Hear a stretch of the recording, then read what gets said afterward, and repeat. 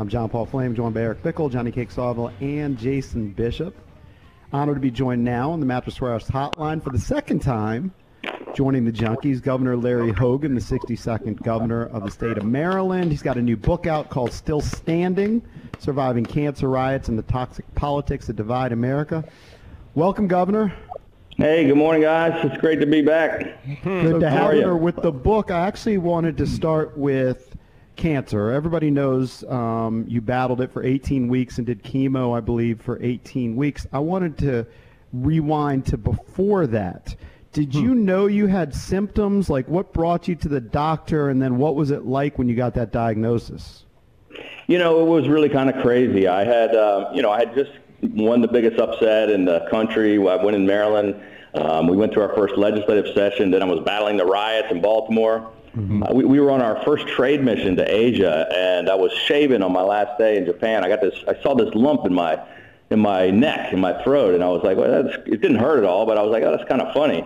But I didn't really have any big symptoms of any kind. I was feeling a little run down, but I thought it was jet lag and working too hard, a little tired, but a couple aches and pains in my back. But I was like, didn't feel, like I was really ill.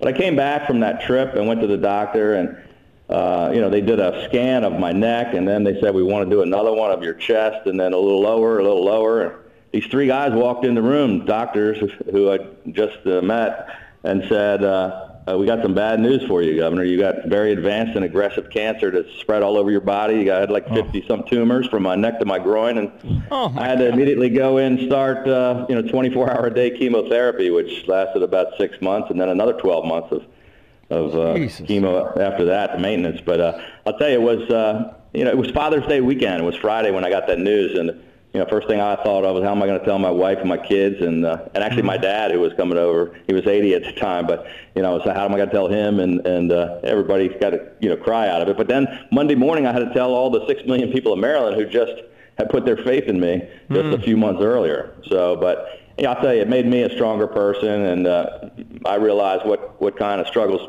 people that are dealing with that terrible disease go through. And I met some incredible people with tougher battles than mine and their families. So just a part of my story. And I still, to this day, am very involved in cancer charities and trying to raise awareness. Governor Hogan, you're obviously a very busy man. How have you had time to write a book? Like, yeah. I could write a book if I mean, nobody would care about it. Nobody would want to read it because I have so much time on my hands. But you're running a state. You're running the coronavirus response. You have so much on your plate. How did you carve out time to actually write the book? Yeah, well, it's crazy. So a lot of it, because it's not, the way this process works, it takes a while. And people have been telling me for a long time, hey, you really should write a book. How did you win that big election? What was it like dealing with the riots? That cancer story. I know somebody I love that went through cancer. Tell that story. How'd you get reelected? And so there were bits and pieces of it that I was working on over a long period of time, just nights and weekends when I was bored or couldn't sleep or, didn't have something. And so it wasn't all just sit down and let me write, 300-some pages in the middle of a pandemic. I turned in the book back February 1st to the publisher. It was supposed to come out the 1st of June. And I said, we're in the middle of a crisis. You can't possibly, I was in a state of emergency. And they would only push the pause button until the end of July, which is why it's out now. But they asked if I would update it with a couple of extra chapters about, this most recent pandemic. And so that's why I just wrote another 30 pages. Late at night, we're working 7 days a week on this pandemic and the economic crisis, but I squeezed in a little just to make it current, and I think people find it interesting. And I even get to talk a little bit about DeMatha and growing up in Prince George's County, and so Nice. you guys might even read that part. I mean, I talk a little, Adrian Dantley and, basketball. And Right. What year? I know you left your senior year, right? You had moved to Florida, I think. Yeah, I talk about that a little bit. I actually went just freshman and sophomore year, and then my parents got divorced, and I moved with my mom down to Florida. But finally last year they gave me an honorary DeMatha diploma. So I have this fake diploma from DeMatha, but it means a lot to me anyway. But I'm a DeMatha stag. even though I never graduated like you guys did. Yeah, well, Bickle has a fake one too, and he was there 4 years. Yeah. Well, you did, Governor, just to clear it up. That'd be true. You graduated from high school. Just to clear it up, you did graduate from high school. You just didn't graduate from. Yeah, no, I did make it through high school. I actually even went on to college. I graduated from Florida State. Yeah, they used to have a football program too. Free Shoes University. When they used to have a football free shoes, free seafood university, free shoes university. Yeah. Joined by Governor Larry Hogan. Governor Larry Hogan, while we talk about sports somewhat, I did see you got a nice endorsement from Cal Ripken on your website there promoting the book. Yeah, Cal is a good friend and just a tremendous guy and a hero, and I appreciated him saying some nice things. But he's obviously such an institution in Maryland, and he's a good guy, and we've become pretty good friends. So just to slide into politics, we'll get to the coronavirus. I saw yesterday you talked about mail-in voting, and you were just you said you find it hard to be flabbergasted by some of Trump's tweets, but you still were. Well, I mean, it's just he doesn't have any ability to change the date of the election, and only Congress can do that. So it just wasn't any reason for it. It caused a whole big commotion, and everywhere I went, they're saying, "What do you think about what Trump said?" And I was like, "It doesn't really matter because he can't change it. So why are we arguing about it, basically?" All right. So to rewind, can I just stay on politics for a second? All right. Because you love politics so much, Jason. Yeah, I mean, we're going to talk some sports. We got to talk politics. I came on your show so we could get away from that. I thought we were talking Redskins, baseball. That's no longer the Redskins. Washington football team. Oh, well, yeah. Well, we'll talk about that. Yeah. My question is, and look, I'm kind of balanced, all right? Because I voted Democrat in my life, and I voted Repub.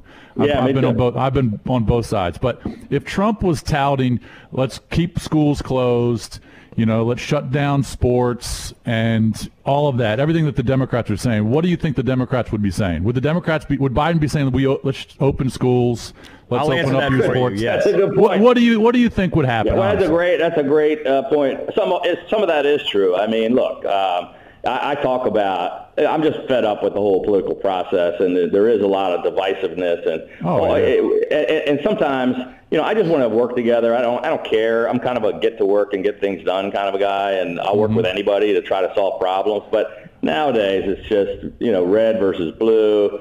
Liberals and conservatives, Republicans, Democrats, and nobody seems to want to fix any problems. They just want to they just want the power and call each other names. They just want the power.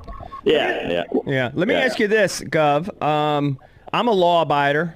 Guys, you know what I mean? I put my seatbelt on. If you tell me to wear a mask, I'll wear the dumb mask. But you know this as well as anybody, that thing is a filthy rag. That our kids have them all over the cars. Yeah. My kids, they share them with their friends because they're going into a restaurant and they forget that they didn't bring their mask. Right. I mean, I honestly believe, and it's just me, I'm not a doctor, I'm just a dummy. I honestly believe I'm getting more sick wearing the mask than otherwise. Well, I'm surprised to hear you're not a doctor, first of all. I could be. Impressed me as he does have a master's degree, school. Governor. I do have a master's degree. I'm close. I'm halfway. Yeah, but yeah, I get it. First of all, you're supposed to wash the mask so they're not filthy and you're not breathing in the germs from 2 weeks ago. Right, but we know nobody does that. It's just like changing your underwear. You know what I mean? You got to wash them once in a while.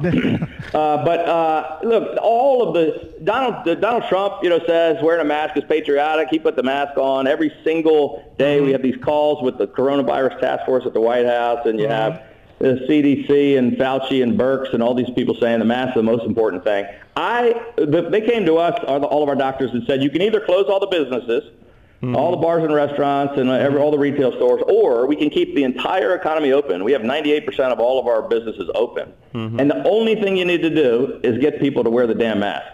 And all right, so let's say we wear the mask. Solution for me. I don't want to put people out of work. I don't want to close businesses. It ain't that hard. Yeah, look, I'm wearing it, and my family, I encourage people to wear them. Yeah. So how much longer, though? When are we going to be out of this? If the mask is going to solve it. Cap, if we made you wear a baseball cap, would it be better? He wears one of those every day already. No, Gov, I'm just asking. That's his point. We should make it mandatory. When is it over, though?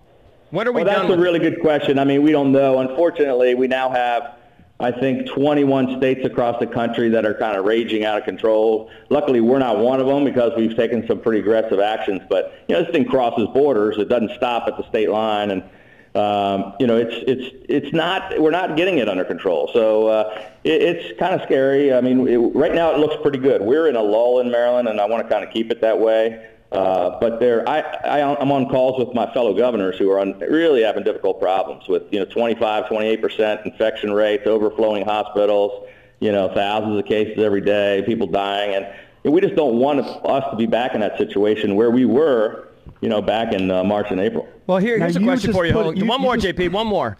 How many cases? I thought we were going to talk sports. Isn't this the Junks? I got a sports question.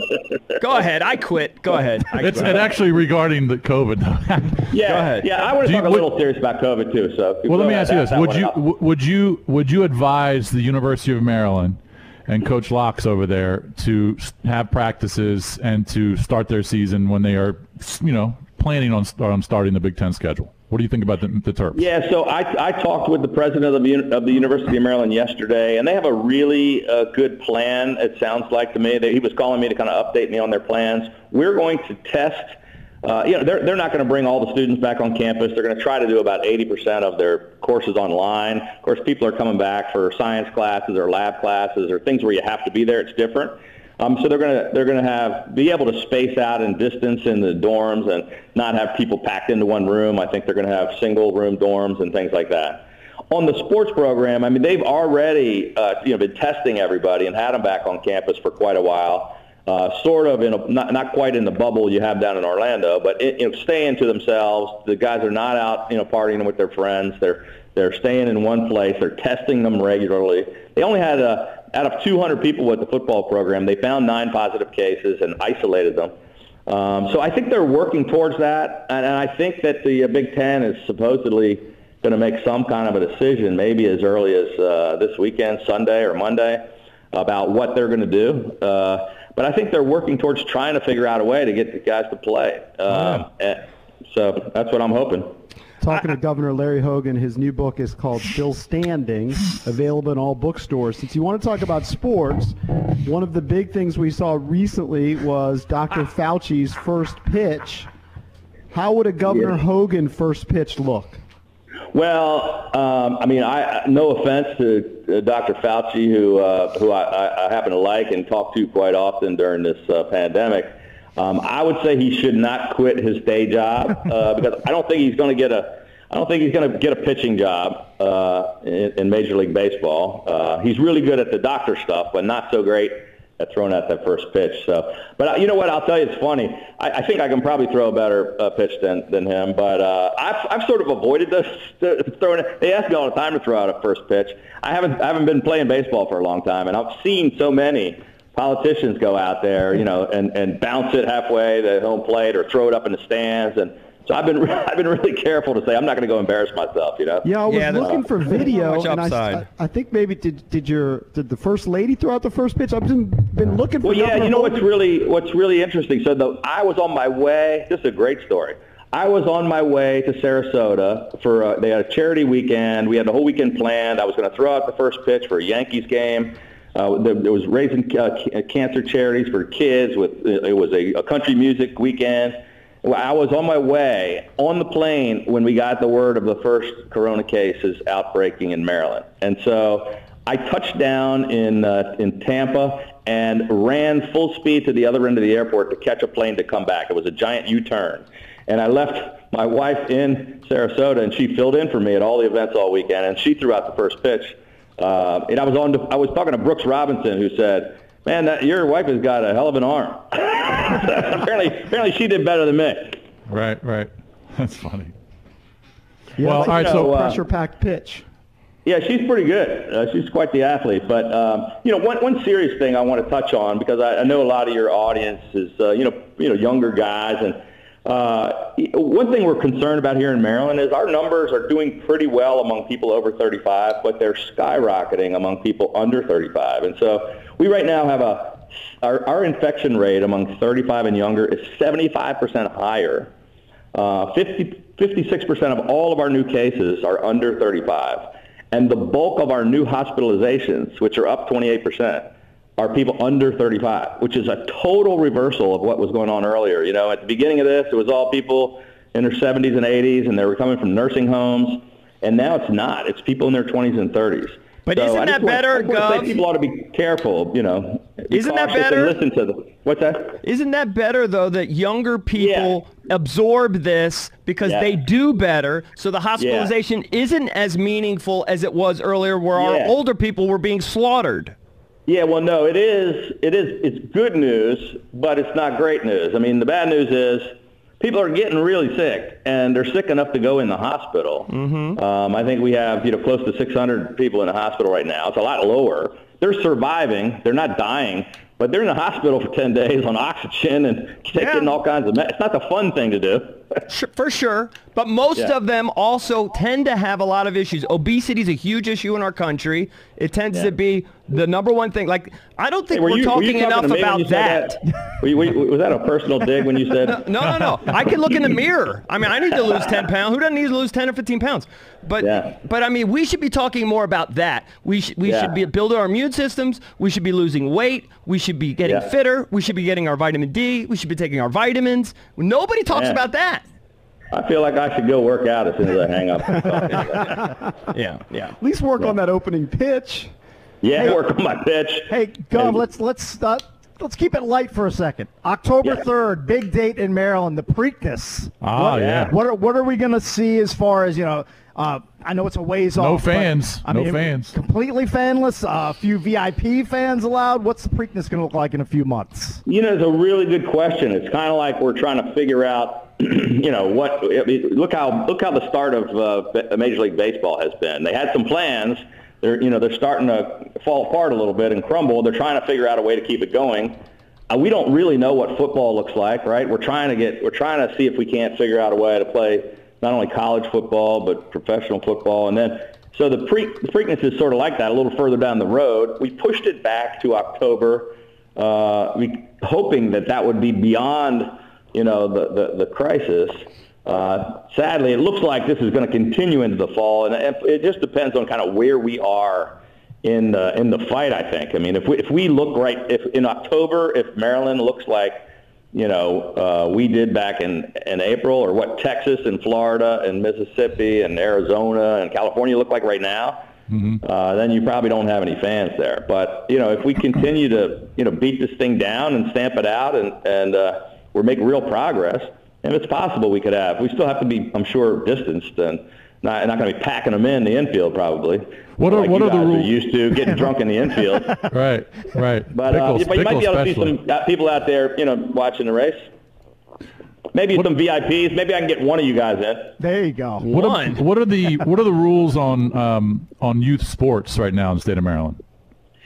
Yeah, well, we have kids out playing and trying to keep them as safe as possible. It is. Because we thought it was important to try to get kids out there. I'll tell you what, we've had some recent, just this past week or so, some teams coming in visiting that are playing, baseball together. That we had some cases flare up and some infection spread. It's not a widespread thing, but we had a couple of outbreaks where a team, we had a bunch of kids, and then they came in and gave it to other kids. So look, we're just trying to. We're trying to get things back to normal, but also keep the kids safe. I mean, the kids aren't getting, like this conversation earlier, kids aren't getting really sick like the older people either, but they're spreading it to their parents and grandparents. And so, we don't want kids getting sick. But one other argument, one other point. But what we do, Gov, and my family is to protect that, I don't let my kids near my mother. Right? I only see her outside. So why don't we leave it up to people's individual responsibility? Yeah. Well, is that just because you don't want to hang out with your mother? Or no, I have her out on the patio. Oh, yeah. You keep her out there all the time? Yeah. Exactly. The tent. Yeah, even if it rains. Yeah. Well, no, you know what? Seriously, we do this contact tracing, try to find out where the infection comes from, where you've been, where do you think you got it. Who have you been, who you're spreading it to? Amazingly, the thing came back this week. Everybody says, it's bars and restaurants. Actually, the number one thing was family gatherings. Right. Because people are saying, I'm not going out. I'm not going to this. I'm not going to go to these places. I'm going to take it easy and just hang out with our family. So 20 or 30 people are hanging out in the backyard. Nobody has a mask. You're just, you feel comfortable. But actually, one person went to work. One person went to camp. Somebody went to the bar. and they brought it home and gave it to the whole family. So that's where a lot of the spread is. The next one was offices. Well, they're idiots. Yeah. And it's probably because 85%. You wouldn't wash your mask and because you took it off. Guys like you. Last question for you, Governor Hogan. On the lighter side, do you like any of the Washington football team potential names, whether it's the Red Wolves or Red Tails or some of the other ones? I don't really have a favorite. I think, I'm a little bit concerned about, I'm offended by the first part of the name because Washington, to me, is offensive. Come on. It represents everything about dysfunction and divisiveness. I think they should drop that. I think they should be the Prince George's football team or Maryland's other football team, something like that, Right. Too easy for you. Thanks a lot, Governor Hogan. The book's called Still Standing, Surviving Cancer Riots, a Global Pandemic, and the Toxic Politics That Divide America. You can get it at stillstandingbook.com or wherever books are sold. Hey, guys, thank you. Thank you, Governor. Thanks for sparring with us. All right. Take care, guys. All right, you man. too. Appreciate it.